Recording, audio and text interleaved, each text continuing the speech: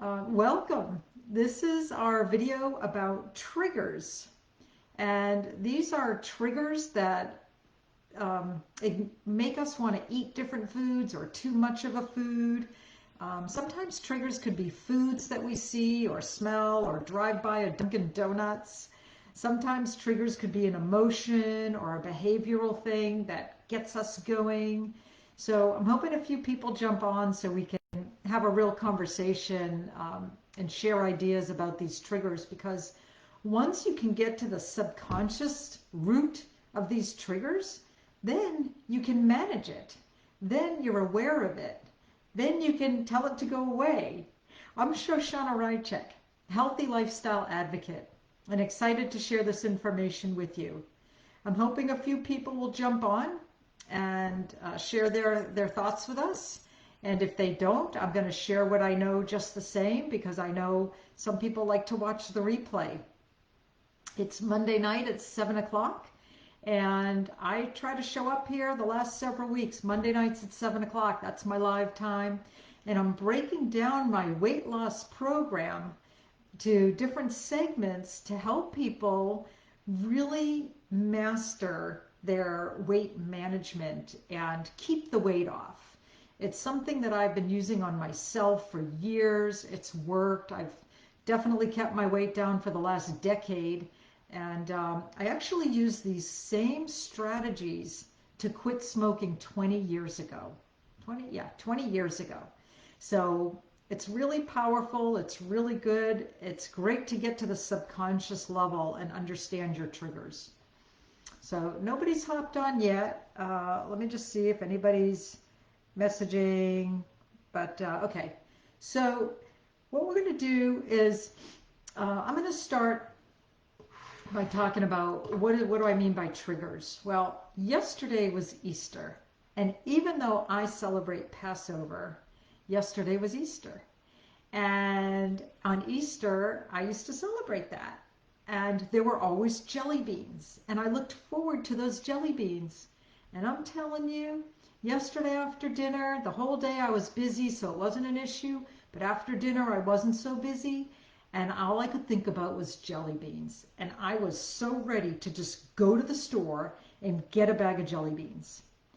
But because I'm aware of my triggers, and I know how I'm going to feel after that, the sugar rush, the crash, not feeling well, my stomach probably wouldn't feel well. Again, that rush to my brain, I've learned so much about that. That's a whole nother conversation about how the spikes in sugar affect your brain health. It's been a lot done on that. It has to do with like Alzheimer's and all of these brain diseases. But regardless, I had the craving. I wanted it. Like, I was almost getting my purse, and I stopped. I said, do I really want to feel like that? And I stopped myself.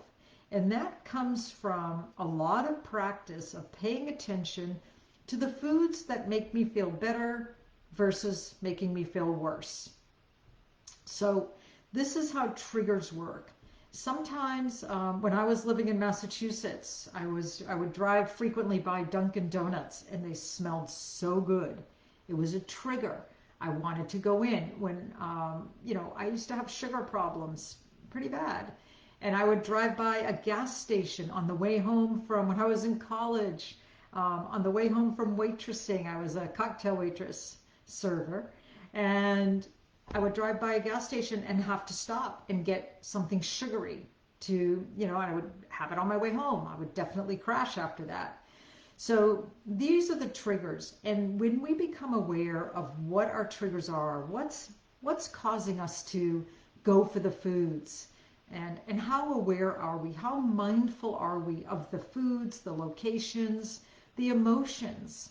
Maybe we're sad about something of our past, and when that comes up for us, we have this idea that we should go have this comfort food or candy, or my thing was always sugar, so you'll hear me talking about sugar since nobody's here to share this with me in the moment. And we need to be aware so that then we can stop ourselves and say, oh my gosh, I know why this is happening. I'm feeling sad. I'm feeling anxious. I'm feeling this craving because it reminds me of Easter. Whatever that is, once you know how to tap into that, then you can pause and you get to take a break and you get to have a choice. Okay, I have a choice. I can go for it and feel like garbage, or I cannot go for it. Change it up. I drink herbal tea a lot. You'll almost always see me with a teacup. It's not coffee. It's herbal tea, different flavors, cinnamon. And different flavors kind of help satisfy. Cinnamon's a really good thing to help satisfy cravings. Mint is a really good thing if you like mint, but find what you like. Chamomile, calm down, take a breath. This is actually how I quit smoking 20 years ago. I drank a lot of herbal tea. So what I do with folks when I help them in the coaching area, we identify triggers and get real with them and really understand how they make us feel when we follow through with that craving, okay? Most people don't feel good. And some people say, oh no, I don't feel anything. But when I eat this, I feel really, well then you do. Or when I eat this, my skin does that. Well, then you do. You have a reaction. What's really interesting is when you are really aware of this and you know what it is, now you're at a point where you're either going to struggle with what your body is telling you, and that struggle is very frustrating, and that's why dieters get so frustrated. Most diet programs, if you want to call them that, that's what they call, food plans, whatever, they don't first help you with the subconscious elements. So they just say, okay, go do this. And you're like, okay, here's my food list. They don't prepare you for these triggers, for these reactions, these cravings, these things that are going to happen. And so many people get on a program, start to do really well while they're excited, and then they have a setback. But they haven't worked out the real issues. They have to, you know how much effort that is? It's like climbing up a wall to get back on the program. How do I know? I've done it. I did it before I understood this, how to get to the subconscious level. So what I do with folks is once we get to that subconscious level, I am actually certified in clearing techniques through Joe Vitale. And this is sort of a hypnosis system. And I know about over 20 of these techniques and strategies. But we talk about where is this in your body? Where do you feel this?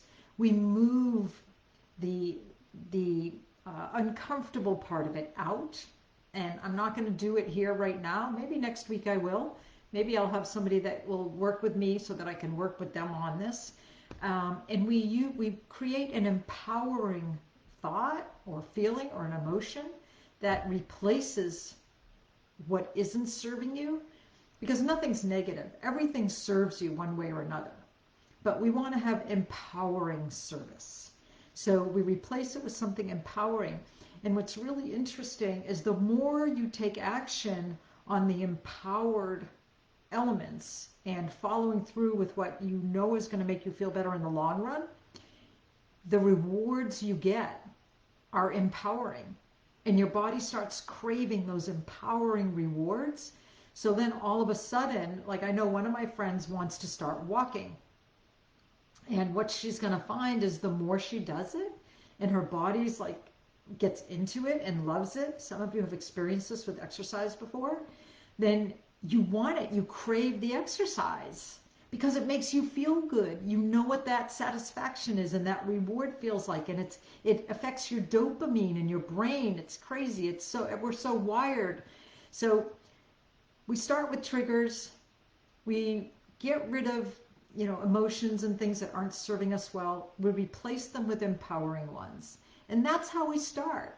We can still be working on what foods are better for you, what are not, what do you like, what don't you like. But in the end, you're going to be so much better served getting rid of the triggers and getting rid of the unhealthy emotions and behaviors and foods and locations and things that drive you to do the things that are hurting you. So again, I'm Shoshana Rychek, Healthy Lifestyle Advocate, And I hope some of you get this replay. And if you do, please drop a line and tell me what you think of it. Tell me if you've had any experience with, triggers, or if you've had any experience with this subconscious training or anything with clearing techniques. Let me know your thoughts about this live. I'm going to be posting it.